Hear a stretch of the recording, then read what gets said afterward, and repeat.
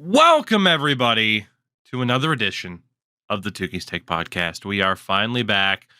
Two of the guys, two of the fellas. I am joined alongside Mr. Endurance M. Hi. Yeah, it's me. I'm in wide lens today. Get the whole picture of the place. Yeah. There you go. You got your jerseys in the background. Nothing's changed. It's fine. Yeah, no, but we are the opposite. You change stuff all the time, or at least you did. And I keep the background. I moved. That's all I did. If that anyone old office, you change shit between every show. We were doing 2 shows a week. Yeah. Yeah. Okay, I wouldn't change it every week. What I would do there is I changed it every 2 months because every 2 months I changed something in there. Whether it was moving it one way, moving it back, or switching rooms. The switching rooms thing was because of my allergies and the poor ventilation that was over there. Now I go to a place with even worse ventilation. It was my allergies. I'm allergic to my cat. And I have a cat. And it was either I deal with it and suck it up with the cat, or I lose my relationship with my girlfriend, fiance, or whatever the fuck. And I like her a lot, and so I kept up with the cat. And here I am in a basement apartment. Is that promising that she would have chosen you, or she would have chosen the cat over you? Like, if it wasn't a conversation about whether or not Muffin was getting the boot, the only conversation was, well, if you don't like the cat, you're gone. Is that promising? I mean, it's been 5 years. She's had multiple opportunities to kick me out the door, and I'm still here. My name's on the lease. But had you said, hey, I'm allergic to this cat's got to go if it makes it work, you're certain it just would have been like, well, see you later. I'm keeping the cat. I don't know, man. Like, okay, probably. I mean, I don't really think she would literally leave me for a cat. I fucking hope not. Because other things, but it's fine. It's all good. All fine and dandy here. Yeah, fun. We're gonna have some fun today as well, talking about, I guess, some stick puck. It was another week in the world of hockey, which is so honestly, like, in terms of this show, right? Because we've had solo episodes with Sin and I, or not solo episodes, but just, you get what I mean. We've had episodes just Sin and I, and we've had those conversations over our thoughts on hockey right now and enjoyment levels kind of dipping.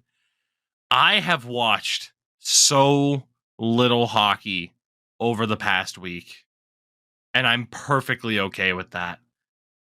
Yeah. We're on this drive towards the All-Star break, which I have no excitement for at all. I'm just kind of content with just being like, okay, the hockey exists, but it's kind of where I'm at right now. Dude, I live here. I live in Toronto, whatever the fuck you want to call it. Toronto, for the Aboriginal name of spelling it. I live here where they're having the All-Star game, and I couldn't give a goddamn rat's tail. The only reason why I'm going to the Leafs event on Sunday and the Creator Skills competition on Saturday is because, one, I want to see my bar down buddies, and I want to see Nasher and meet all the bunch of the guys over there. And then Sunday I'm going because there's going to be a lot of good food, and it's a Maple Leaf Sports Entertainment. It's an MLSE event, like Johnny, aka the Owe. You've probably seen us play with him on pro clubs before, and he's been super busy running a bunch of events during the year, so he hasn't been able to play with us. But he runs the esports department over there for everything, whether it's Leafs gaming, Raptors Uprising, or Raptors GC now, whether it's Toronto FC's esports department, any sport has that an esports department. He's the guy who basically runs everything. Him and Nikki, great guys, amazing, cool. If you're in Toronto, check out the event. I think there are still some stuff going on involving that on Sunday. But there's going to be a lot of gaming stuff too. There's also on Friday, I think it's the NHL World Championship All-Star Open is also happening at Hockey Hall of Fame. So contact somebody there if you want to get on the guest list, because I know Terry's going to be there. I know Rahil sweet talked his way on Twitter to get free tickets, so shout outs to him. I'm kind of jealous. But yeah, it's been a week. I guess the best thing that's happening this week is All-Star festivities and seeing a bunch of people and meeting a bunch of the community, which is going to be really really cool. But besides that, kind of sucks. Like, kind of sucks. Yeah, I mean, it's funny because with the All-Star game, it's like, obviously you have players that are dropping in and out of the game. Even Jack Hughes, who was supposed to be a co-captain of a team with his brother Quinn, has had to back out of an event and is replaced by Jesper Bratt. And it's like, well, Yep. Again, he's still gonna that be whole there, idea. Yeah, he's still going to be there at the event, but he's just not going to play. Right. Which is pretty cool. So that whole idea of I've talked about it to death, but it's like the All-Star game does nothing for me right now in its current format. There's the debate back and forth of, are the jerseys good? Are they not? I know you're on team they're actually good. I think they're stupid and that they're good. That's the reason why. I mean, you know me. I like things that are different. I like things that kind of not necessarily challenge, but a different take on something. And that's why I like these. That's why I like a lot of the Stadium Series jerseys, because they're not traditional. It's something a little bit off the wall. Everyone loved the Miami Vice jerseys that they had. I think it was last year's All-Star game and the year before that. Last year's. Because it was super clean and like everyone was like in unison. Like, these are good jerseys. Love them. But I understand why people think they look bad, because it's a weird color contrast they went with, because they kind of base the colors off of like an area or whatever. Like, you had it in Florida, it was Miami Vice. You had it in Miami, sorry, it was Miami Vice colors. And with Toronto, there's not really much you can do because it's just red. It's blue and white. Okay, we'll throw in some red there. We'll do some other things here, but there's not really much you can do when like the whole like area is just like two colors. Like, the only team in Toronto that has a non-blue and white color base is Toronto FC. Right. They're the only team, Toronto FC and the Toronto Raptors. The only two teams without like any sort of like kind of avoiding the status quo, the norm of a Toronto team being blue and white. And like there's only so much you can do on a design perspective to be creative. So, make it a little more cartoony and do something like that. And I see why people are kind of mixed on it. Yeah, I mean, I'm not, it's funny you mentioned the Stadium Series jerseys. I'm not really a fan of those either. Yeah. Especially the Islanders one. Like, man, the Islanders, you have such a great color scheme and chances to do really cool things, and they just don't, like, ever. Even the reverse retro a couple years ago, with like, we brought back the Fisherman, except it sucked. Oh, man. Yeah, I don't know. Adidas isn't exactly going off on a high note for me, at least. Although, Christ, Fanatics is going to be significantly worse. So look forward to that, everybody. That'll be fun. Yay! It's funny that you mentioned that whole NHL 24 Open tournament thing. And in terms of the All-Star break in general, it's like, I had a lot of people asking, like, hey, are you going? And it's like, no. No. Just because, like, again, the only interest in the idea is to see people. It has nothing to do with what the NHL is doing. It would just be to see people, which would be great. But for the cost of shit in that city right now, no thanks. Like, just go in the summer. Well, that's what I'm saying, right? Like, shit. Like, I mean, there's quite a few people that live in that area that if I were to travel up there in the summer, I'd still be able to see anyway. And, I got to meet Nasher, the Bar Down guys, stuff like that in Vancouver this past August anyway. I don't know how many people are actually going to be there that I haven't met in person, aside from people like you, Terry, Rahil. And again, those are people who are local. I can meet you guys anyway. Yeah. Maybe there'd be a chance to just be like, oh, here's Jesper Bratt. Get a picture with, like, cool. But at the same time, like, there aren't too many players for me that I would be starstruck by, if I'm being honest. You know, like thinking about who, like, you know who I'd be excited to, I'd be more excited to get a picture with Boone Jenner than Austin Matthews, only because of the Boone Jenner Chevrolet joke that we've had on Twitch for years. Aside from that, who the fuck's even going to the All-Star game at this point? Who the fuck is Griff Garrison? Who the fuck is Griff Garrison? God, let me hold on. Okay, so who the fuck's going? Like, in that theory, like, obviously it would be like, okay, if someone were to be like, hey, you could get to meet like David Pasternak and Jeremy Swayman, that'd be fine. Oh yeah, but like, oh, you get to meet Rasmus Dahlin. Look, that would be cool, but in no way would it be cooler than Grisgold running into him in a random bar in Sweden. Yes. You know? So I can't top that anyway. I can't. It's not one of those things where I'd be like, oh shit, look, I got this picture with Vincent Trocheck. You know? Like, that would make some people's day. That's not enough for me to drop hundreds of dollars, even with the fucking exchange rate, to travel to Toronto, to have to pay out the ass for everything because they know rich fucking hockey players are in town for the weekend. It's really funny that you mentioned that. I filled in for a rental with someone. It was like a pretty like high level skate, and one of the guys was like, "I went to like Finland or Sweden or whatever on vacation," and then he just casually sees Nathan McKinnon and Sidney Crosby hanging out like in Sweden. Right. And I'm like, that does check out. That does like add up. Those guys seem like the best of buds. I've never been the type to see somebody with notoriety and be like, oh, I gotta go get a picture with them or something like that. Like, I've told that story before about after a WWE house show in Bangor, Maine. Banger. I was a teenager, I think. Yeah, I was a teenager. I went with my aunt, who was also a really big wrestling fan, funny enough. And again, like, we're, grabbing something to eat afterwards at a restaurant, and who do I see walk through the door? John Cena. Nice. And I've told it before, like, I'm sitting at a table directly facing the door, so I swear I see him walk through this door before essentially anybody else. And I get to watch the room collectively turn their heads, recognize who it is, and then people lose their fucking minds. People are breaking out their phones. You got to get down here. John Cena's here.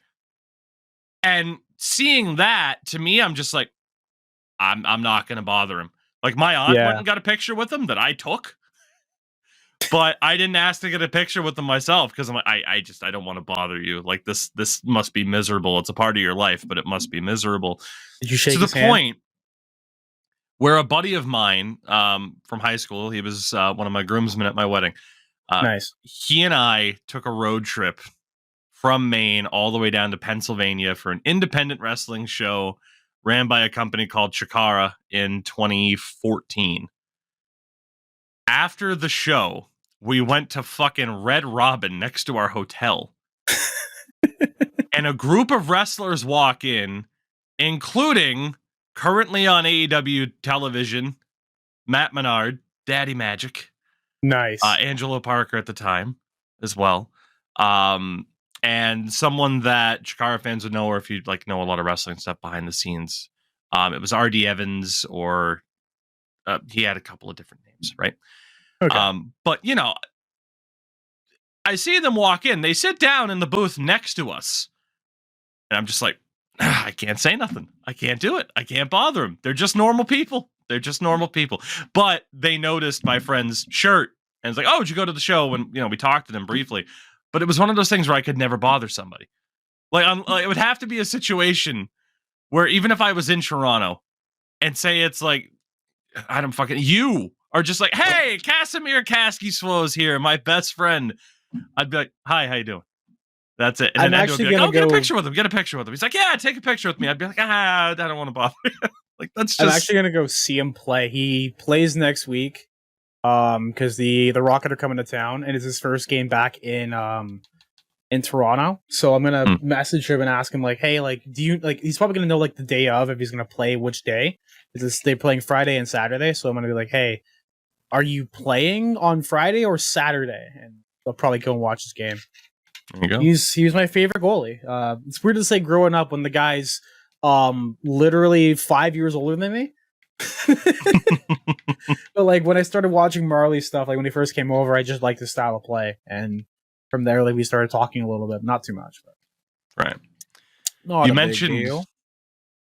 you mentioned that NHL tournament as well. The reason why Sin's not on the show, we delayed a little bit to be like, can he make it happen type of thing. But he's been doing broadcasts for Sports Gamer that he's been running solo because they weren't able to get anybody else. I wasn't available to do them because I already had stuff scheduled. Like our elite season ended, and I'm like, oh, okay, good. I'm not needed to be on those dates. Let me schedule stuff, including today, trying to get our fucking heat pump fixed. It still isn't fucking fixed, so that's fun. Adulting has been the name of the game, so that's why he's not here. But you mentioned 24, and there's been a series of updates like over the last week there was one, and then the other day there was yesterday, another one that I just find it interesting how, like, on one hand, it's really nice to see them be so consistent with updating the game, especially compared to last year's game that was just set and forget for the whole year. But man, are they in a freaking unenviable position where no matter what the hell you do, like, it's just going to be so much negativity surrounding any decision. Yeah, I think the reason why it's like that is like it's funny how I say ripple effect, considering that's a studio where a former lead developer of the game, Mr. Clement Kwong, it actually now works at. So it's a ripple effect of NHL 14 and 15. And I think I said this before when I was talking to myself, thinking about ideas of whether to make a video, and it was that the progression from NHL 07 to NHL 14. I don't want to say it wasn't a lot. It's a big jump. But the problem is, how do I word this properly? The price of the suck. Huh? Just say that it's terrible and it's the worst. The price of development is one thing, but how do I word this properly? They've hit a point where you can't change too much because it's hockey. And with NHL 24, they added a whole bunch of features like the pressure system, the fatigue, the hitting, and all that. So many different things, and so many different things that are like in theory they're great. I got tongue tied. You did. In theory, you really they're did. great. They're great things, but they needed more work. And even to like now, where like the pressure system, that shit doesn't even fucking move. Like, have you played a game with the? No, I haven't played the game since we last played ESHL on stream, which was that shit is a snail's crawl. Like, you hold that puck in that zone, that you are waiting fucking 3 minutes for that bar to fill up all the way. 3 actual fucking minutes. It is insane. It's great, but now it's like you rarely ever get pressure. Right. But it completely nerfs the idea of just being able to rag the puck in the zone and just build up meter without even making a single pass or a play or anything. So that's like a win on one section. And then you have like the new updated goalie patches where now it's the main thing was everyone online picks a super tall goalie and gives it speed. And I always knew this was going to be an issue from even just in general with how the game's programmed. If you grab a player that is 99, max height, max weight, and everything, they move the exact same speed, exact same pace, have the exact same reach as a goaltender who's super small and has that, but they don't have the reach and they don't really go out and try to make saves and stuff like that. Like, they're kind of just standstill. And there's also an issue about, shots breaking the goalie tracking because they don't, like, the animations, like, have them extend outwards, but it's still confined in a box. And now the way they've changed it up now is there's even more leeway and more animations added into the goalies for glove saves, blocker saves, and if you have certain attributes on, it increases the range as to which you'll be able to make those saves. Which is like goaltending gets a boost, and then offense gets a boost, and then like bumping people in front of the net gets a boost, and then you're stuck with defense not having anything whatsoever to improve it. And I think Daddy Padre put it the best, where it was Ash and another trainer with metapods using Harden, and it's just them just come on, we're beefing these up, and we're gonna leave out defense entirely. Yeah, nothing you're saying makes me overly interested in playing the game anytime soon.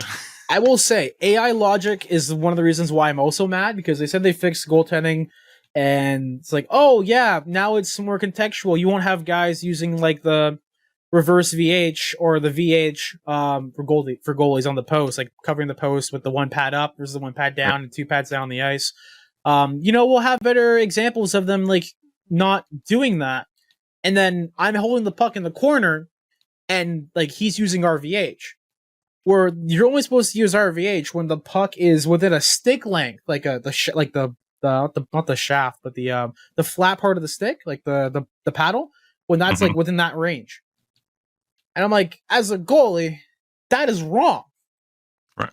And that's like one of the reasons why people just pass the puck right in front, and it's an easy backdoor goal. Because the logic there is wrong, and the AI logic is still wrong, and apparently they're like, oh, we didn't fix it, but we added a system that has, we added the pressure system, but we're not going to program the AI to work with the pressure system, so we're going to put that in there, and it's going to be like that. I mean, there's probably an actual response that Mike probably has, or whoever on the team actually has, for that, but we'll never hear it, because, you have to go through hoops to get an interview with some people. That's all right. Just message them in the Discord. Or DM you remember that them. idea? Oh, no, DM them and then have them refer to the community manager and say, you have to set it up through them. And then post a thing on Twitter being like, hey, I want to talk to this guy, but I can't. And then afterwards getting a message saying, hey, you want to talk about something? We can talk about it here. God bless your heart, Terry. God bless your heart. It's a fun time. Well, now that we're nice and depressed. I'm not depressed at all. No? I genuinely like the updates and how it's gone so far. I just need to see how it is in online play. Not 1v1. Like 6v6. Get me on that, and I'll see how it is. Well, I wish you luck, because I don't know if I can bring myself to mentally play that video game. Hey, just one game before you stream. Just one. That's all I ask. Just one crumb of jealousy, please. One crumb. Oh God! And I'll title the stream "Hey Chelsea," like the gym blossoms. Anyway, we didn't really have a set order for how we were going to talk about things today, but you know what? Like I said, now that we're nice and depressed, I'll still use that as a segue. We're going to get into some viewer questions and the fun stuff, but why not talk about the biggest reason as to why I haven't been all that interested in the NHL this week and continually, because we can't escape stories like this. It is the biggest story in hockey right now, and that's Hockey Canada, baby. Oh, I thought it was Cole Swervin Irvin's birthday. I thought it was the biggest story in hockey because he loves hockey. Well, it is too. Also, big happy birthday to him. Happy birthday, Swerve. You have a new ownership group taking part of the Baltimore Orioles, and it's fucking Cal Ripken Jr. is a part of it. Congratulations. It's never gone wrong to have a club legend be a part of an ownership group, It's never gone wrong. The boys are going to get paid, so, power to you. There you go. Hockey Canada. Let's get that out of the way. So everybody knows the story at this point. We knew it was a handful. Eventually it was... Okay, so this story came up about a sexual assault from 2018. The news of this drops, and people start immediately trying to deduce who it is on this team. Leads to a lot of players putting out statements. It wasn't me, it wasn't even there, yada, yada. Eventually it comes down over the last 2 weeks of, okay, hey, there's 5 of them. And they have been told to surrender to face charges of sexual assault, which they have all now been charged with. The first domino to fall was Alex Formenton, who it was announced that he was taking a leave of absence from his team in Switzerland and surrendered himself to police in London, Ontario. He was probably the least surprising name of the bunch to be alleged to be involved in this, due to the fact that he was on the Senators one day and then wasn't, in a very untraditional move for a player of his caliber. His last season on the Sens, which is rather irrelevant in this situation, he had 32 points in 79 games. That is not a player at 22 years old that you let go of. Or that it's, we hit a contract negotiation snag. He's going to Switzerland for 2 years. Like, the writing was essentially on the wall. People were just waiting for it to be confirmed. And it was confirmed. And he was the first person to take a leave of absence from his team. Not long after that, the Calgary Flames announced that Dylan Dubé was taking a leave of absence due to a mental health issue from the team. And of course, it has now come out that he has been a part of this. The Flames put out a statement yesterday saying, we have now become aware of the charges of sexual assault. We take the matter very seriously because this matter is now pending. We have no further comment. But they also noted that they didn't know. Yeah. And I do believe them that they didn't know. I do think it's a bit naive in a way to have not questioned it with him of all players, and the wording of the statement was the primary issue that didn't help them. You look back to Oliver Shillington, when he took time away, they used the term personal matters.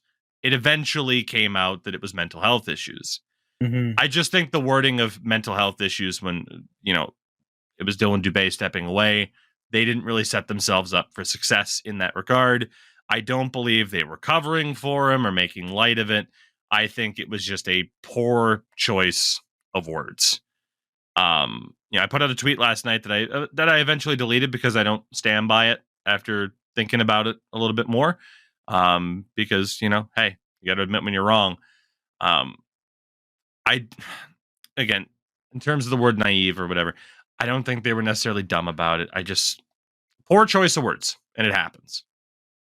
Dylan Dubé, on the other hand, or his representation, holy fuck.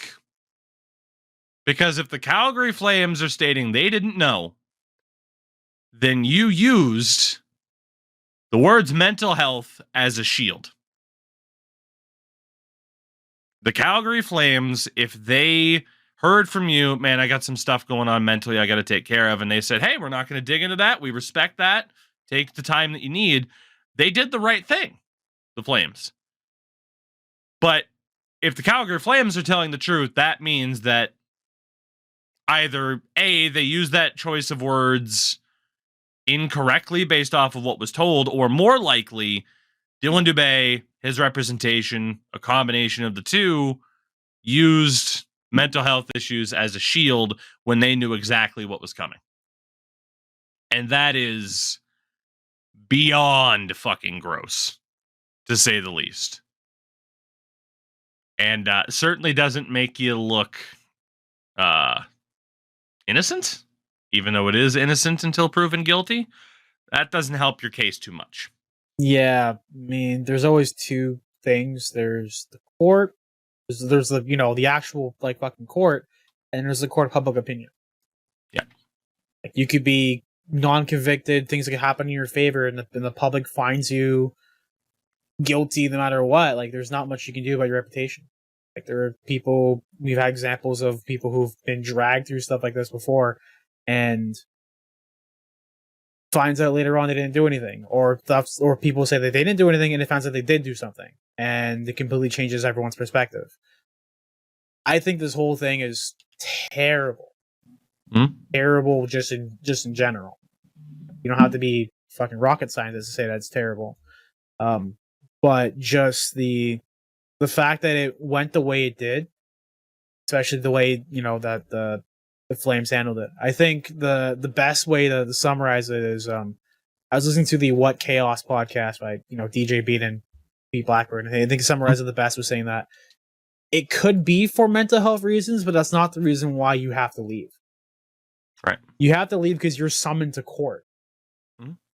Sure, you probably have a bunch of stuff going on mentally about, like essentially your career possibly being done and stuff along the lines like that. We won't find out the end result about this until maybe 2 years down the line, at the earliest 2 years from now, is what they're saying. Yeah, I think it was Rick Westhead of TSN who mentioned that lawyers who specialize in criminal sexual assault cases have told me that a trial in this case is unlikely before 2026, due to just a backlog of cases within the judicial system. And even then, I think Pete even said himself that it's a weird perspective here for the NHLPA because, the players union is going to represent the players whatsoever. So it's during this time from now until the sentencing and they actually find out if there's convicted of it or not, are they going to be allowed to play in the league? Are they going to be able to have their stuff come back? I know this was a contract year for Carter Hart and all that. And so that's another perspective on that as well, too, that I didn't really even think of. But, excuse me, just a lot of stuff that we're not going to find anything out. And I've heard rumblings of other stuff on Reddit about maybe another person was involved and maybe not all 5 people or whatever. Just a bunch of dumb speculation. And I'm just let the professionals deal with it. We'll obviously see what we see on social media and everything and about from actual reputable sources.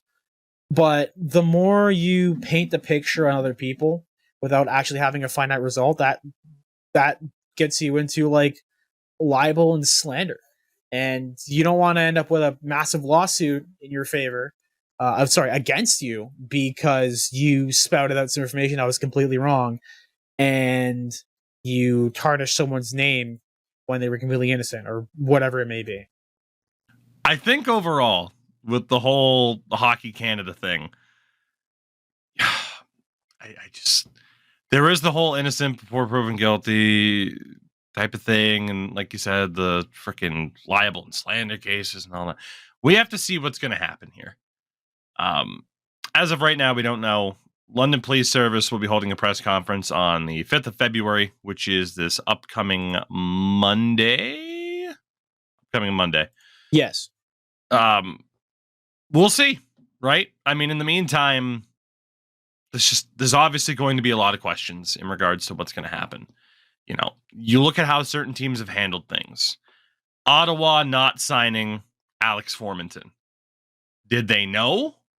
Or was that a preemptive measure to say, well, just in case this does come down, buddy, until you're in the clear, we're not signing you? What was that situation? How much did they know? We don't know, right? And of course we don't, because the NHL still has transparency issues on topics like this. We don't know what the future happens to be for Dubé, Carter Hart, Cal Foote, Michael McLeod. We don't know. There's a chance that every single one of them have played their last NHL game. And if they're found to have been involved in this, it should be. You never say never, because there's examples in every sport of people coming back, being involved in incidents, very serious incidents that end up coming back. That's just how it works. It's happened in hockey as well. Right now, I don't believe he currently has a job, but a good example is Craig McTavish, who in 1984-85, he missed the entire season because he was convicted of vehicular homicide, having killed a woman while driving under the influence. Damn. Yeah. Yeah, I didn't even know happened. about that. Jeez. He got a year in jail, was able to watch, this is an unsighted source, but while incarcerated, he watched most of the games that were televised. But he came back. I mean, never say never. I mean, he won three straight or two consecutive Stanley Cups he won 3 Stanley Cups with the Oilers after that happened. Damn. Within the next 2 years. That's a good fucking Oilers team. That's all I got to say about that too.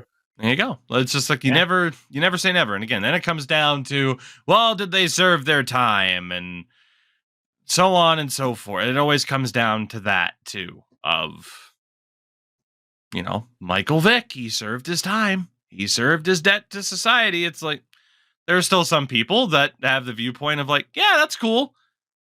It still doesn't feel right seeing you make millions and millions of dollars afterwards because you can run a football fastly. Yeah. Fastly a word? You get the point. Fastly? Yes. It works in this context. It's one of those things where, again, if these 5 are found guilty of this, you'd like to think their careers, at least in the NHL, are over, but never say never. And I think that's a big part of the problem as to why it feels incredibly gross. And, I talked about Formanton not signing with Ottawa. What about Philadelphia? They tried to shop Carter Hart a lot. Yeah. Why? Is it because you didn't want to pay him? Is it because you didn't think he was the guy? Or is it because of this? Because Ottawa clearly knew enough about Formanton to not want to commit to him long term. So did you know too that he very well could have been named in this? And is that why you were trying to move him? It's just, again, it's a lack of transparency. I think the weird thing though is during the talks of Alex Fermention's contract with Ottawa, I believe it was with Ottawa, there was no mention of the hearing at all, about the case that happened beforehand. And they're well, they can't come to terms on this contract. And then this news comes out in 2022. And then the talk about with Alex Fermention just silence after. Oh, he's gonna go play in Switzerland. Everyone's kind of oh, okay. And then more news came out. And it was 5 players, and then people on Twitter are trying to cross-examine. Well, he played on he was in the national development team program. He played in the AJ. This guy was over here, over there, and I'm just wait till the news comes out. Right. So you actually know, and now we know more information. We don't know obviously the full extent of who was there and everything. We know what happened allegedly, but just a lot. And to lighten up the mood on this a little bit, my favorite reply to this, I'm not trying to be morbid at all, is on the official London Police Service Ontario Twitter, announcing that the media conference is going to be on Monday, February 5th. And one of the replies is someone replies saying Rick Westhead on February 5th. And it's a picture of Miami Heat LeBron leaning over, gonna play. God. And I mentioned the lack of transparency, and obviously it's something that's okay, it's a pending case. But again, there are ways to handle situations like this to stop people from, dangerously speculating. We saw an example earlier this year of people dangerously speculating. Corey Perry in Chicago. Oh my God. There is a way, should there be a pending case or a way to protect people, to vocalize and make clear what happened and what didn't happen, to try and stop as much speculation as you can. Because at the end of the day, odds are, because we still don't fucking know for sure, that nothing happened with Corey Perry and Connor Bedard's mom, as the rumor was out there.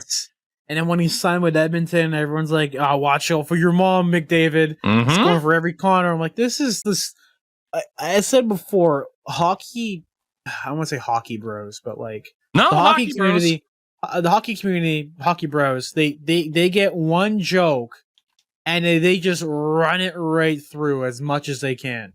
Mhm. Like there was a lot of talk recently about like some like influencers in the hockey community who like, you know, they have the shirts say like hitting clap bombs, wheeling bombs, or whatever, like clapping Mhm. bombs, wheeling bombs, and people are like, well, "This is kind of disgusting," kind of perpetuates whatever culture, and that gets into a whole giant other debate that I definitely don't want to have because I'm not as educated in all that shit as the other people are. But I mean, it kind of puts a bad taste in your mouth considering stuff that's going on, not just this situation with Hockey Canada, but just generally Hockey Canada is right now, and the state of hockey in Canada, North America, and just like some stuff being perpetuated. Oh, that was weird. Perpetuated in the media and everything. So it's no bueno. There's just been so much now in the past couple of years. The Kyle Beach stuff really like opening the floodgates, and it just hasn't stopped. You know, I think the thing that people don't realize is that stuff like this has always happened. That's the part about it. That's the part people don't want to admit, that this stuff has happened before. Right. And people are now feeling more comfortable to come out with these stories and, you know, speak their truth. I think one thing that had a lot of this stuff coming out was the pandemic. A lot of people had a lot of time to, like, you know, reassess themselves, you know, figure out what's going on with themselves and to find peace. I mean, when you're stuck confined in your home for months on end, for some people, sometimes you really evaluate what's going on in your life, and sometimes you can find tranquility in that. And I mean, I know I did for myself. I'm not going to speak for other people, but a lot of movements and a lot of stuff like that happened during the pandemic and afterwards. And I think that was, I want to say it's something that we needed, but I feel like it brought a lot more unity and a lot of people to be more open with certain things. Hence why more stories are coming out, not just from like hockey world, but other sports in general, which is how people are being treated and stuff happening in the past too. I think that's a part of the frustration that a lot of people have with the NHL right now is like, on one hand, you can view a story like the Hockey Canada story as a lack of progress. On the other hand, it is progress because in the past, this just would have been a situation that we never would have heard about. Yeah. But the fact that in the last 6 years, um, you know, player meets a woman at a bar, they consensually go back somewhere and hook up, and then he feels confident enough to be like, fellas, get in on this. And they sexually assault this person, allegedly. Yeah. Like, it just kind of offsets, like I said, other progress that you feel like is being made. A good example, I think, is the NHL Player Assistance Program, where we've had a lot of stories now in the past couple of years of players who have elected to enroll themselves in this program. The most recent being Patrick Laine. I think in the past, like, number one, something like this wasn't available, and secondly, I think a lot of people would have been afraid to get involved in something like this because you're going to be seen as weak and stuff like that, and it doesn't really happen anymore. You hope now that Patrick Laine is going to be able to get him, self back to where he recognized that he wasn't. And obviously people have speculated, oh, the guy lost his dad in the last couple of years, stuff like that. Like, Laine released some comments on it. We don't know for sure. And then, of course, the fucking hockey bros. Yeah, I'd be depressed too if I had to play for the Blue Jackets. They're fucking terrible. It's like, Yeah. they're two entirely different conversations, obviously, between the freaking assistance program and how bad the Blue Jackets are, which they are terrible, by the way, fucking up David Yarosek's development. But anyway, you were going to say? Yeah, and Kirby Reichel also chiming in a little bit too with how things are over there, because he was buried. Kirby Reichel was buried in development hell. I want to say development hell because he's a fucking he's an individual, not a fucking video game. Jesus Christ. But he was like plagued with, kind of being stuck in the minors, not really having a shot, a guy who could have been like a good third line player playing fourth line minutes. I could have been a contender. Yeah, if it wasn't for a bum establishment, the Blue Jackets organization hasn't changed. You guys won the bidding war for Johnny Gaudreau, and he's got like what 30 points. Yeah. So you think Yarmo's gonna go? I mentioned like the positives and the negatives offsetting themselves, right? It's like you get the negatives of the Hockey Canada story, the positives of players feeling comfortable enough to be like, yeah, I need help, and the player assistance program succeeding. You know, you have someone like Connor Ingram, who's a success story so far from that program, who not all that long ago was entered and then should have been an all-star this year for the Arizona Coyotes. You get like the positives on ice of the Oilers had a perfect record in January, but barely gained ground on the Canucks because the Canucks have been insane, and like they still have a lead on a team that just won fucking 16 games in a row, and that's nuts. And the Canucks are doing great and just extended Patrick Alvin, which is cool. Like you get like the cool on ice stories, but then you also get the shit on ice and off ice stories. Like Brendan Gallagher's suspension. 5 games for the most blatant elbow you'll ever fucking see. Like a suspension where you have an amazing opportunity to say, what the fuck are you doing? 25 games. And you know he's going to appeal it, so maybe it drops to 12. But 12 is still a hell of a lot more befitting of the crime than 5. Oh, but he doesn't have a previous history. And then you get into all that shit, and it's exhausting. It's depressing, and it sucks. And hockey's just not as fun as it was. And it's funny in a way. I was talking to my wife the other day, and we had the conversation about how much less I'm putting hockey just randomly on TV. Like if we're sitting on the couch, you know, finish eating dinner or whatever, we're sitting on the couch, she's reading, what am I popping onto the TV? It used to be hockey all the time. You know, we started dating at the beginning of 2020. And then, you know, we were together when the bubble started for hockey, and we had games all day long. And that first day, I watched hockey from noon to midnight, and if not noon to 1 a.m., and never changed the channel because we were all just so excited to have hockey back. Mm. And nowadays, I barely I have the Hulu TV package that gives to me ESPN Plus and like Disney and all that shit. So I get access to every out of market, you know, every non-Bruins on Nesson game. And so infrequently now am I just being like, ooh, Sharks and Kings.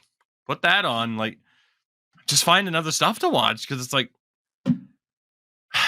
they're destroying my enjoyment of this league, essentially. Like, I'm still enjoying watching the PWHL.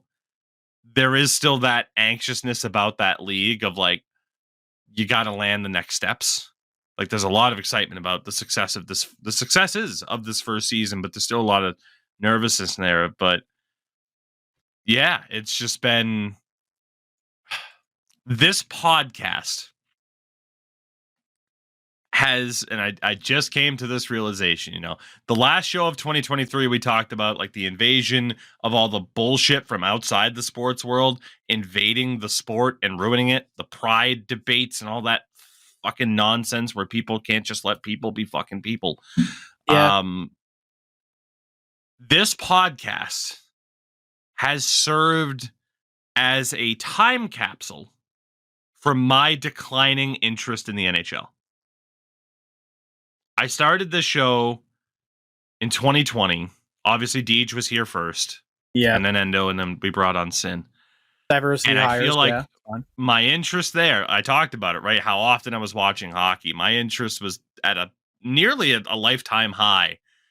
And now over the last couple of years, I feel like people have just been watching the chart trend downwards in terms of my interest in the NHL as a league. Yeah. It's an interesting thing to think about. It does correlate with, like, you know, what I said before is the openness and people being willing to talk about, you know, their uncomfortable shit. And I think the fact that there's this much uncomfortable shit that we know about so far is probably one of the reasons why your care, I don't want to say care, your attention span for watching watching hockey on TV is like dropped down a bunch. I mean, I'll be honest with you, I barely watch fucking Leaf highlights because it's the same shit every day. But I will watch like an occasional like clips here and there on Twitter, social media. I've been doing a lot more of that, just watching it on Twitter or X as they call it now. Just accidentally Everyone punched calls the it microphone. fucking Sorry Twitter. for that. It's so stupid. Yeah, I think that's just generally the way it's been, you know. Yeah, the thing that you loved has a dark past to it, and I kind of like, I don't really want to associate with that. That's why I like Marlies. I like AHL hockey because it's very rare you see bullshit like this, and anytime there is bullshit, like something not like the stuff that we've seen with the sexual assault and all like that, but like they handle their shit fairly fucking well. Yeah. Yeah, I haven't heard a lot of major controversy out of the AHL, except for like something about the commissioner, like getting people don't want a commissioner there and he doesn't want to be there anymore, whatever the fuck, or something like that. I don't know. I'm just rambling on right now, but yeah. The fact that you can, now it's not obviously a direct 1-to-1, but the fact that the NHL reminds me more of the WWE than I'd prefer it to, you know, especially with the big story going on in that company. But don't worry, they had an amazing week. Triple H said at the press conference, an amazing week. Like, it's just, I just want to be able to enjoy the cool thing. And shitty people within the cool thing are ruining the cool thing. Yeah, some people are able to turn that off and, you know, ignore that. Some people can't. There's nothing wrong with that either.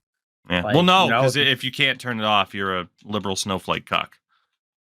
I thought they stopped watching once they wanted to make the blue line black and had the people in the kneeling in the front and in the center ice and all that stuff. I thought they stopped tuning in there. Kind of like what is it? What was it? Kind of like you know, when people got mad in the NFL because Kaepernick kneeled. And they're like, yeah, I'm not going to watch the game. And now Taylor Swift has a combined 22 seconds of airtime in the last game. And they're like, she's ruining the game. It's like, she's had 22 seconds of actual airtime. She has less airtime than the kicker does when he's on special teams. Yeah, I hope the Chiefs win the Super Bowl now, by the way, just to piss those people off. Get the script called out. Being like, yeah, I won another Super Bowl. Oh boy. You know, it's not funny, but you know, you were talking about the Hockey Canada thing in regards to, you know, we've seen it, you know, kind of destroy lives when it turns out like, oh shit, hey, they didn't actually do this. Like I was thinking of that Bills punter, Matt Ariza, I think it is, where it's like, yep, he lost his job with the Bills, and then it came out, oh shit, didn't do it at all. And that's just a whole other aspect to this whole type of story is the idea of the balance between you want to, you know, take it seriously, but you also don't want to ruin someone's life in case it turns out like, oh shit, they didn't actually. It's just a fucking mess. Yep. It's just a mess. At the same time, it comes down to, is it believable that you could have done this? And the answer is yes. And that's the real shitty part of it, right? Is whenever I saw a lot of Flyers fans, you know, obviously so disappointed in the idea that Carter Hart could be named in this, but you know, it's one of those things where it's like, you know, I don't think you're gonna. I might be wrong, and this would be devastating, but you think about someone like Patrice Bergeron, and that's just a player where you're just like, and this again, please don't, God, don't let this age like milk. That's one of those guys where it's just like, you're not going to find him named in a situation like this. But yeah, hate to say it, Milan Lucic. There were a lot of stories about him as a player in juniors of just being a douche. And so a lot of people, when what happened at the end of last year, when that happens, they're just like, can anybody really be surprised? Look at this, and this, you know? So it's just, it gets tough to root for people because you're just like, oh, good, I might be rooting for a terrible person. It's all a fucking mess. It takes away from the ability to be like, hey, Austin Matthews, fastest to 40 goals in the last 25 years. It's like, I don't know. The people that can just be like, that's what I'm focusing on and not the other shit, I give you props. I give you credit. And then, hey, if the Hockey Canada stuff does bother you, don't worry. There will be a coincidentally perfectly timed example that Utah is looking for an expansion franchise. Baby, what a time for that news to drop. So Hey, also, apparently, according to Kevin Weeks, the arena in Georgia is like apparently gonna happen. Yeah, Like they're starting the groundwork for that. Shh, you shush, you shush. Baby. God damn it, the cat like tripped me up. But yeah, they're apparently gonna be working on a full size arena, for hockey again, which is great. I mean, wouldn't you want to have like good attendance for the Atlanta Gladiators first? They're still a team, right? Yeah. Okay, ECHL good, level. good. Yeah. I guess the attendance numbers there are good. Also, speaking of teams, the OHL's Mississauga Steelheads have decided Move down that the street. they're moving down the street. They're moving to where the Brampton Beasts, also the Brampton Battalion, now the North Bay Battalion, used to play over at, I believe it is Capital One Arena. They changed it so many times. It used to be CAA Center. CAA Center. I believe it is still CAA Center. Cool. In Brampton. Because, it's worked out for them twice. The Brampton Beast closing down was due to the pandemic. So that's something else. Viewership as well, but also the pandemic. A lot of teams folded in the ECHL because of the pandemic. The Bison are going to be coming to the ECHL as well. We didn't talk about that last time. That's big thing as well too. Their secondary logo looks absolutely fucking sick with the like the script font. Beautiful. The regular logo, like with the Bison on there, looks derpy as all hell. I'm not sure what it is, but just like the perspective of it, it looks like clip art to me. I don't know. But yeah, there's been some good developments.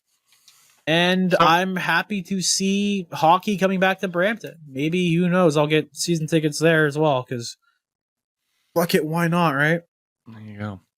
So you mentioned the Atlanta thing. We actually had a question from Reds Rebels. We were going to end the show with a bunch of questions, and we still are.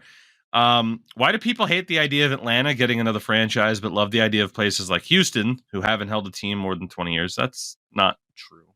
The Rockets and the Astros. What about the Arrows? Or Quebec City. So I don't know if people do like the idea of Atlanta getting another team. This would be their third attempt after the Atlanta Flames and the Thrashers. Wasn't the Flames due to like a weird contract thing, and then the Thrashers was because they sucked, and because they literally drafted and built up out of diversity to have representation on their team, which, back then wouldn't have gotten blowback, but now you would get blowback for that, which is absolutely hilarious considering how much a decade changes people's opinions. So for the Atlanta Flames, the team was story as old as time. The team was playing poorly. So they weren't doing too well attendance wise. It's funny to say they weren't doing too well attendance wise. Like, they were still averaging like 10,000 people a game, which isn't too bad. But they were playing at the Omni, which was Atlanta's big arena at the time. And it was out of date, essentially. It wasn't a state-of-the-art arena with luxury boxes and stuff like that to really generate those extra profits. So the team's not playing well. They're in an out-of-date arena. They were struggling to sign a television contract, and there was a real estate crunch in the 70s. So basically, over the course And I think the rumored number, like over the course of 8 years, their owner lost $10 million or something like that on the team. The typical combination of stuff, and it's funny, or not funny, but ironic. That's what screwed the Thrashers. Not that they were in a necessarily bad stadium, but they had mixed attendance because the team was often completely shit. And initially, they had a really competent ownership group led by Ted Turner, founder of CNN, incredibly rich man. Wrestling fans will know him well from founding WCW, stuff like that. The problem is Ted Turner stepped down in 2004, 2003. And they ended up selling the team to a group known as Atlanta Spirit. And the Spirit group was fucked from day one.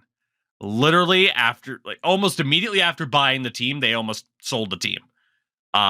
Because they had a bunch of lawsuits directed towards the group. Love it. And man, they were cursed. It was like a week and a half maybe after they bought the team, the Atlanta Spirit Group, that the Danny Heatley, Dan Snyder crash happened. Ooh. So you're talking about a tragedy striking the team. Eventually, you need to ship out Danny Heatley because it's just too fucking awkward. So, yes, you still have Kovalchuk, but one of your stars you're having to move on from. Post lockout, even Muffin can't believe it. Post lockout, they had one good season where they made the playoffs, winning their division, but they got swept in the first round. Right. They end up again struggling financially. You end up with the Ilya Kovalchuk trade, and it just came down to financial losses, the ownership being trash. I mean, the Atlanta Spirit also owned the Atlanta Hawks, and that team was struggling at the time too. If they head back to Atlanta, they're going to solve the issue that the Atlanta Flames had because they are going to be in a brand new state-of-the-art arena.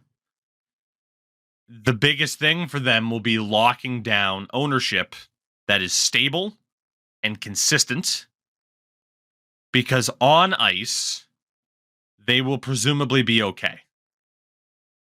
Now, obviously, we don't know for sure if it would be a relocation or an expansion. It feels like it would more than likely probably want to be expansion, because the NHL, I think, would love nothing more than to get the $600, $700 million entry fee that we saw Seattle paying. If anything, they might be able for Atlanta to push that to $1 billion entry fee. I don't think that's out of the realm of possibility. It's pure speculation, but you think about the success that the Golden Knights and the Kraken have had, you would think the NHL would be able to dictate, we can command more money from you. And you look at how the NHL has changed their expansion rules, where the original Thrashers, the Preds, the Wild, granted the Wild made the playoffs within a couple of years, went to the conference final, but for the most part, those expansion teams in the 90s, the Sharks, the Sens, they fucking sucked. Yeah. The expansion rules at the time were so heavily favored towards keeping good players on the teams they were already on. And you often had two teams entering the league at the same time, meaning you thinned out that player pool even more, and those teams fucking sucked. They didn't even have a chance to be the Kraken, let alone what the Golden Knights were able to do, because GMs were fucking stupid with that expansion draft. I mean, that's famous at this point. So that's an understatement. That's an understatement completely. I don't know if fans are excited over the idea of Atlanta getting a third shot at it. They should be, because for the benefit and health of the league, having a team in an absolutely gigantic market like Atlanta and succeeding and thriving is only good for the NHL. That's just a fact. Should Houston have a team? Probably. Given the size of that market, it probably should. Professional sports have succeeded there with the Rockets, with the Astros. You'd like to think hockey could work too, given that it's worked in Dallas. Hartford, unless they were to get a new arena, they probably don't have a hope in hell. And let's be honest, Hartford, it would be really cool to see the looks and the jerseys come back if they were even allowed to do it, because the Hurricanes might say no, because they've made that a huge part of their branding, is having the Hurricanes throwback or the Whalers throwback stuff for the Hurricanes. But I think the Whalers would struggle again in terms of being little brother to not only the Bruins, but New York. I mean, they would be pinned right in between the Bruins, Rangers, and Islanders again, in terms of competing. And maybe it would work, maybe it wouldn't.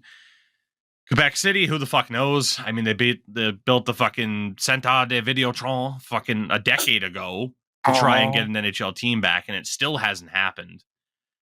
We've talked about that a ton. Like, there are cities that deserve teams, that should have teams. I don't think, though, to answer Red's question about, like, why do people hate the idea of Atlanta getting another franchise, I don't think they do. I think it just might be more passionate about the idea of other cities either getting their first shot at it, like Houston, or a city like QC getting another chance, which people have waited for a long time. Yeah, I'm just looking up something right now. Looking at the average attendance for Atlanta Gladiators games. Last year, it was 4,696. That was around April 3rd, 2023. So that's more than Arizona's getting right now. But their capacity for their arena, Gas South Arena, is 13,000. So Hockey DB has, and I'm not sure how accurate it is. Again, I can only go off of Hockey DB, but they have ECHL attendance for this season. They have Atlanta listed on average at 3,928 fans per game, which is middle of the table. The highest end, the only team averaging over 8,000 fans a game right now in the ECHL is the Jacksonville Icemen. The Icemen, I call them the Icemen. The lowest, the Iowa Heartlanders at just 2,000 people a game, but they are also they're also the ECHL's most recent addition, and obviously Iowa, not the most traditional hockey market in the world. You know, you've had AHL teams in Iowa. You still do with the Iowa Wild. There are some teams that do better than others, is the best way to put it. Shout out to the Savannah Ghost Pirates, though. They are top 6 in terms of attendance right now. And that's actually in fair. Yeah, no, they're the most recent, aren't they? Who came first? Savannah, yes, Iowa? they're the most recent. But regardless, you have Savannah, a Georgian team.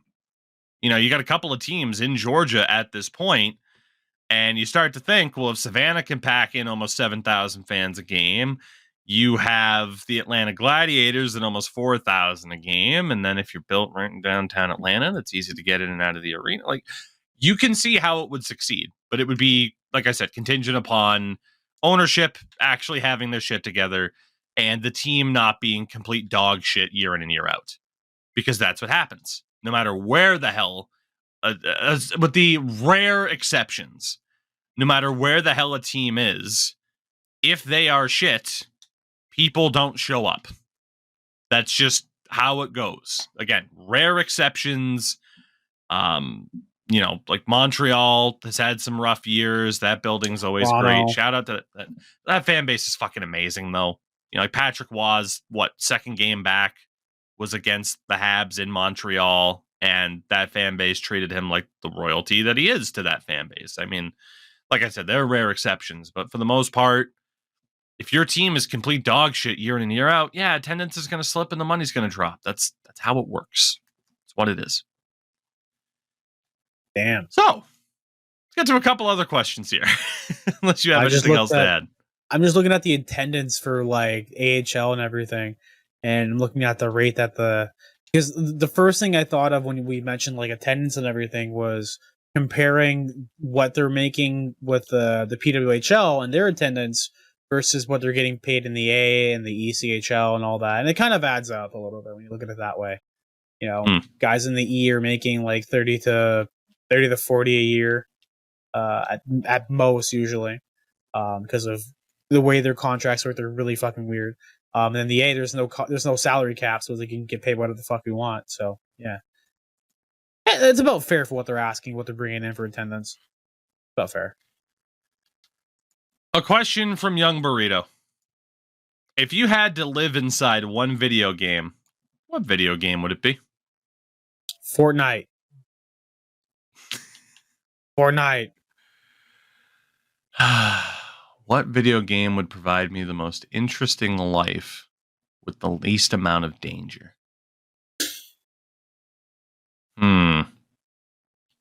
Some people might be like Spider-Man. It's like Peter almost gets killed on a game-by-game basis, you know? Yeah. God, pretty cool though. It's a tough one. I don't have a good answer for this, do I? Fortnite's an interesting one, though. I mean, think about the dangers of Minecraft. Like, is there how about the most recent Peppa Pig video game? So I can fly to Cameroon for pennies on the dollar because money doesn't exist.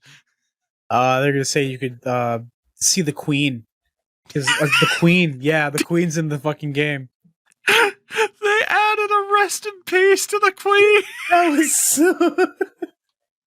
I watched the Game Grumps playthrough. Yeah, of the that was Peppa Pig funny. Game. It's funny because if you haven't seen it, for people who don't watch Game Grumps and don't like comedy, so what they did is they played the Peppa Pig game that came out, and there's a section where Peppa, you basically visit, like, doing a world tour kind of thing, do little whatever tours and visit different places and learn about different like things. It's a children's They go game. to England, and they meet the Queen.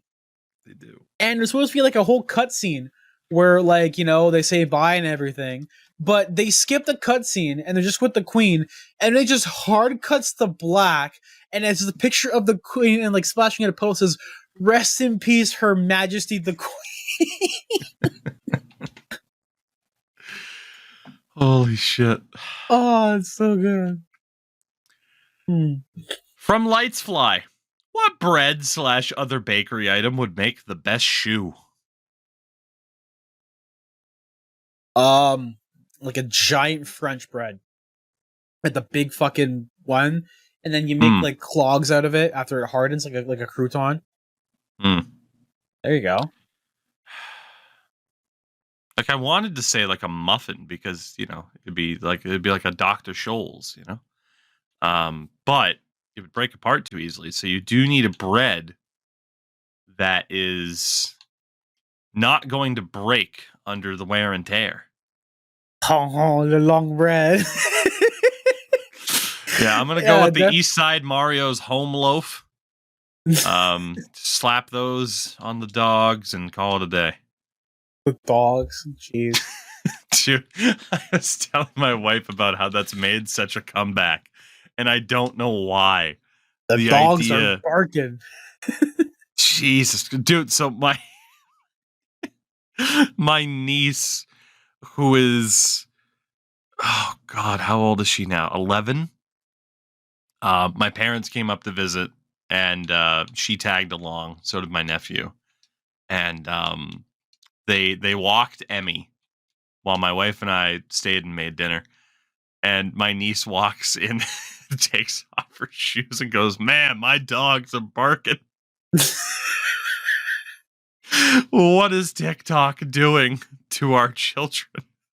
Oh man, I'm telling you, the real bioweapon was TikTok. Okay, all the tinfoil hatters talking about how like COVID was a bioweapon and all that shit. No, it was TikTok, buddy. TikTok is what ruined a whole bunch of people. I mean, your wife's a teacher. I've seen so many TikToks and posts over the past couple of days where guys are like, I want to be a teacher, like, better the kids and everything, but they don't read at grade level. I got kids in like 7th grade who can't read at grade level. And I'm like, when I was like 2 years old, I was reading like fucking books, not like fucking Horton Hears a Who, but like literal, like The Bourne Identity, reading shit like that. Like, not even joking. Fucking, I don't know, man. Maybe that's the reason why I'm fucking weird. But like, what? You know what I think it is? It's the parents. Y'all never beat your kids enough to have them read a book. God damn it. It shows. Trying to be your fucking son, daughter's best friend. Fuck you. You're an adult. You're their parent. You're supposed to fucking you're supposed to teach them. Not try to be like, oh my god, Billy, oh, you okay? Oh, here's a cookie. Oh, don't cry. It's okay. Nah, fucking throw a book at them, spit on them, know your place. Trash. Holy shit. This is 26 years of trauma just coming right out. No. These fucking tablet kids don't even know how to read. Yeah. Y'all cowards don't even smoke crack. What the fuck is wrong with you? God damn. Oh, yeah, man. No, being a teacher is a scary thing right about now. Yeah, I've thought about it in the past. And then I've heard so many horror stories lately where I'm just like, I don't know. Not even that. It's like you have to learn these kids' names, and every kid's now has got a fucking name that's like something with like an at the end of it. Like Jacob, Savannah.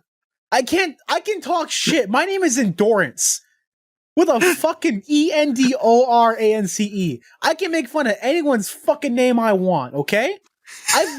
I've spoken my truth. I don't know why I'm going so hard right now, but go ahead, you're fine. I've spoken my truth for 25 and a half years. I called myself Endo because my fucking college professor was like, hey, Endurance is a long ass name. What should I call you? I'm like, call me whatever you want. How about Endo? I'm like, I hate it. And now that's what I use for everything. But like, man, people's names, man. Am I wrong with like everyone's got a fucking Anna at the end of their name, like Josiah, Jedediah? Like, what is going on? My favorite subreddit is r/tragedy, spelled TRAGEDEIGH, and it's a forum where people share the crazy names that people have named their kids. Oh my god! Can I tell you one name? This is someone that I knew and I was really close friends with her. Her name was spelt Marcailyn. MARCAILYN.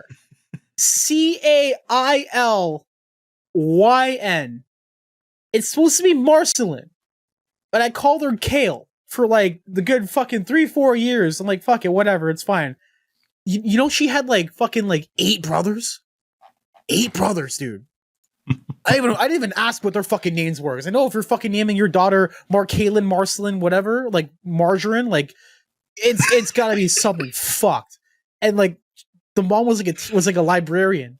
So you know that bitch was opening up her thesaurus or whatever the fuck. I can't fucking pronounce it. God damn it. The synonym book. The synonym book. That's what it is. The cinnamon book. We have an episode title. The cinnamon book. It's like that one person. There was a story where someone they tried to write her name as Charity, but they wrote Chastity instead. And it's like, what is in a name? Like, does a name define your actions or whatever you are?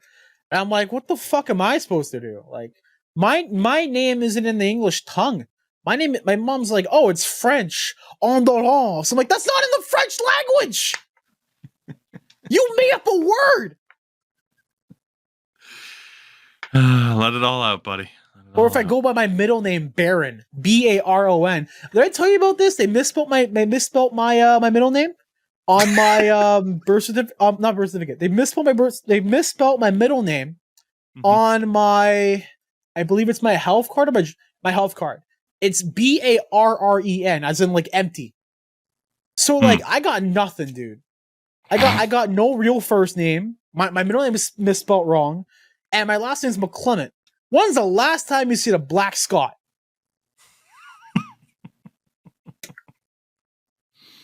You've been working on the stand-up routine, eh? Dude, this is my life. Oh, God. It's great. Great question, by the way. Thank you. Thank you for your question.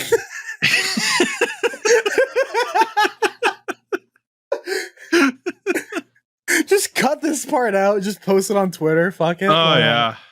Oh, God. From Ghost of Gary Bettman. What was one public moment of embarrassment that you witnessed someone else have that was so bad you couldn't help but feel awful for the person? Oh. I have one. So, senior year of high school, final days before graduation. I think it was the day before we graduated high school. Oh, I got one. We're driving around town. Like, we were on break for lunch for like an hour or something like that. In between, like, okay, here's the assembly for this, and then you're going to do this and practice this and blah, blah, blah. So we're just driving around town trying to figure out where the hell we're going to go for lunch. And we get stopped for construction, some road work. And there was a dude who was like pulling on a rope. And I don't know why or what he was pulling on. But whatever he was pulling on gave way. So he does the, if you're doing a tug of war and you let go and the person just falls on their ass, that type of pratfall. And the four guys that are next to him turn, point, and go, oh! And just start laughing. And the poor guy sits up onto his ass and just puts his head in his hands. Oh my God! While his fucking coworkers are laughing at him. Oh, I got two. I got one that was during my my high school graduation.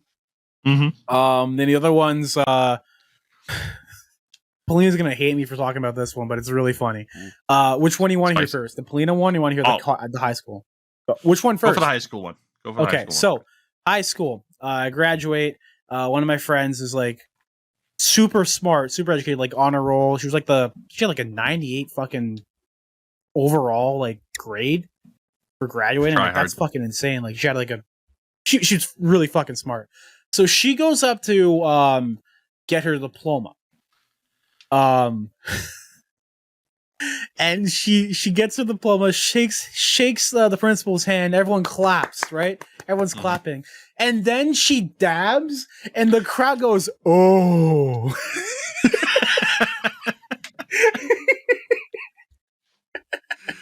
And it was funny, because like before that, I was hanging out at her house with her parents and everything because they're going to go to semi-formal, and I think because I took an extra year to get through high school to get extra credits and all that, I was like, you know what, I don't want to go, whatever, I'll just chill at their place and fucking eat chips and do whatever. And so this is like 3 days. What? Wasn't eat hot chip and lie. Eat hot chip and lie. Yeah. So this is like because our graduation was like in like November for some reason, because they wanted to do it that way. So like if people had to get extra credits in the summer, they could take summer school and end up graduating so you don't like fall behind, kind of thing, which is pretty sweet. I forgot to hand in my community service hours. You have to do 40. I handed in 1,000 because I did a lot of work for community work. What? Try hard. I called her a try hard when she dabbed. No, you were the try hard. 1,000 hours, man. Yeah, I got well, I was supposed to get a bursary for it for college, but that fucking went up in flames because I didn't finish college. As you can tell, I'm here in a fucking basement apartment. I just love ripping on myself. It's fun. I miss doing that. So I was chilling at their place, and our principal is black, and I was joking with her dad, and I was like, so like when I go and handshake Miss Edwards, do I hit her with like the black slide or like what? Dap her up like Cody Rhodes. Yeah, big dog. And he loses his shit completely. Like he starts like cry laughing, and we're just laughing up like crazy. Okay, but the second embarrassing one is I think it was right before like the pandemic like happening. Like we were just grabbing food and we grab a salad from McDonald's because that's the healthiest thing you grab. And we bring it home. She's like, Is "Yeah, it I can't though? have this salad." Didn't What? didn't they find out like there were other menu items that were actually healthier than the salad? Oh yeah, we aren't talking about that though. Okay, fair enough. But you know what it is? It was the salad dressing that gets it up that high because that shit was like I'm not sure what it was over there, but here we had Renee's. But I know the American one was like loaded with like a whole bunch of sodium and all that all in there. USA. GMOs. High fructose. High blood sugar. Oh, I can't get off. My left foot, it is numb. Oh my god. Anyway, too much sushi. Can't fuck, brother. Okay, so onto the story. I've been trying to get to it. So she's like, "Oh, I can't wait to have my salad and everything." And so she puts the salad dressing in there, and then she like puts it up to shake it. And I look away, and this is when we're in like we were in our bachelor apartment. So I look away for like not even 2 seconds, and then I hear like a thud, and then she's just like, "No!" And I look over, and there's just salad all over the kitchen floor. I'm like, "Oh my god, are you okay?" And you're like, "No, I dropped the salad." And me, because I'm a fucking asshole, I pick up my phone, I grab a video of her, just like, "Oh my god, what happened?" She's like, "No, you just dropped the salad." "Yeah, I dropped the salad." I wonder if I can find that. I have the video of it somewhere on my phone because Google Photos like stores. It stores photos and videos if your face is in it, like it recognizes who you are. Yeah. It's still looking at my fucking face scanned and all that shit. Whatever. I'm gonna die young anyway. And so I have it somewhere here of her just like crying while the salad on the floor. Hold on, I think I found it. And I'm seeing like cute pictures of us when we were like younger. God, I'm getting old. As you look for that. Yeah, as I look for it. As you look for it, I will quickly answer AJ's question about F1. He said, with F1's boring past season with Max Verstappen's dominance, you believe F1 should consider an outright equal chassis for all approach like NASCAR has done with the next gen, or that's a straight sport. Affirmative action and for race cars? My brother in Christ, you're $1 billion organization. Why you gotta add inclusivity? You mad that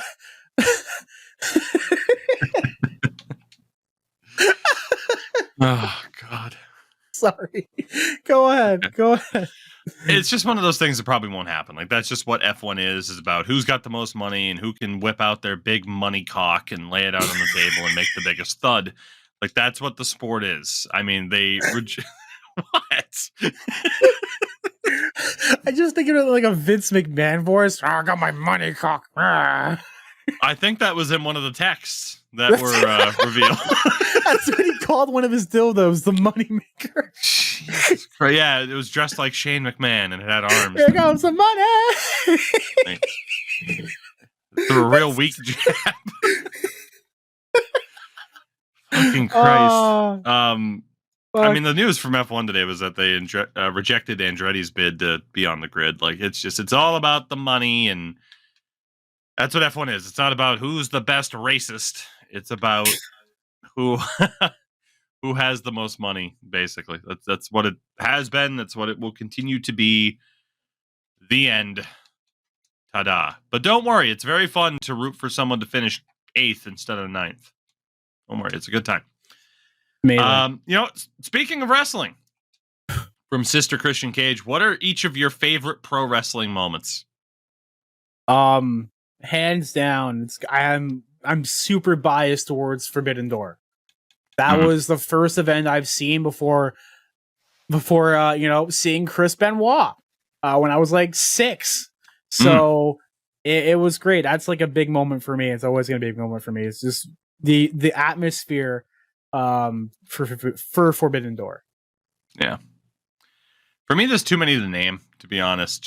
It's too tough to pick between whether it be, nostalgic moments like growing up watching, whether or not it be, events that I've gone to, or just even something as simple as like, okay, going to events being in the car with friends and just shooting the shit before getting to the events and just hanging out with friends that way. Like those are some of the better moments as opposed to some of the shows that I've seen, which I've talked about it. I went to the worst Survivor Series of all time in Boston in 2013. So there you go. Okay. Did you find the salad clip? I found it's not a video, it's a picture. It's several pictures. Oh, it's fucking great.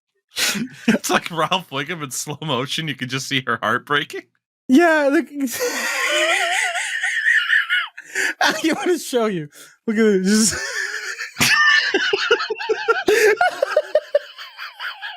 okay. If you're listening to this right now, if you've gone this far, thank you for listening to the podcast, by the way. This specific spot right now, whatever timestamp it is, go to the YouTube version of it and watch it there.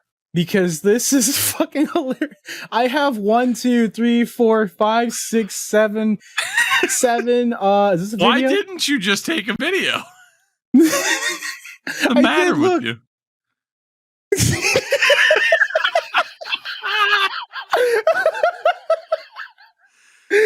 And it's just flipping me off. Just like, you're the worst. Uh-huh.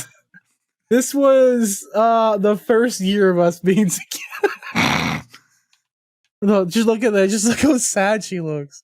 It's my salad. See, if your relationship could survive that, of course it could survive getting rid of a cat. She's putting the salad back in with her.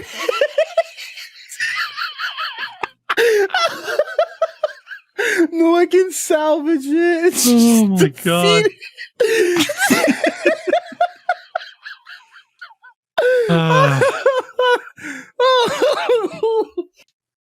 Oh, that poor woman.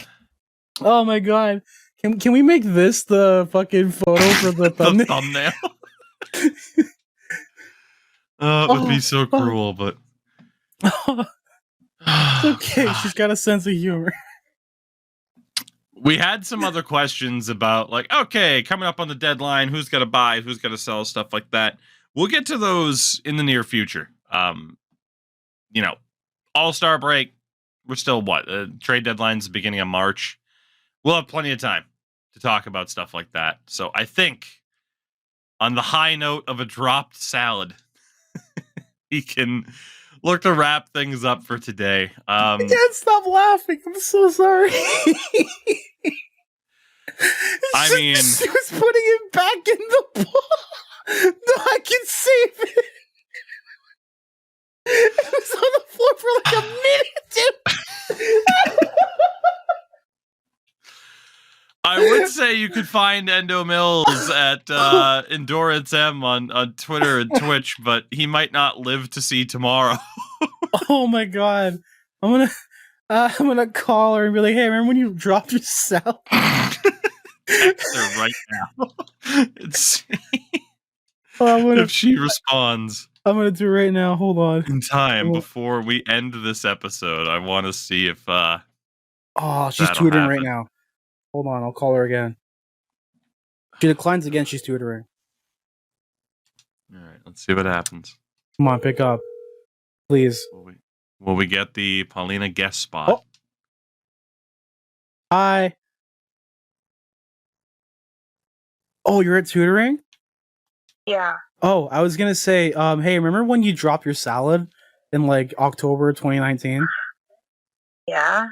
Yeah, I just remembered it on the podcast, and we just talked about it for a little bit, and you're like putting the salad back in the bowl. Thanks. Same. I love how my pain was amusing to you.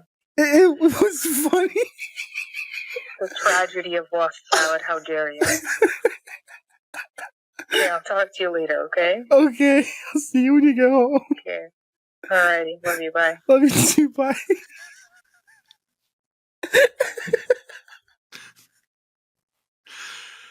That was the tone of a woman who's put up with a lot of bullshit. She's like, I'm working right now. What do you want? Like, I remember when you dropped your salad.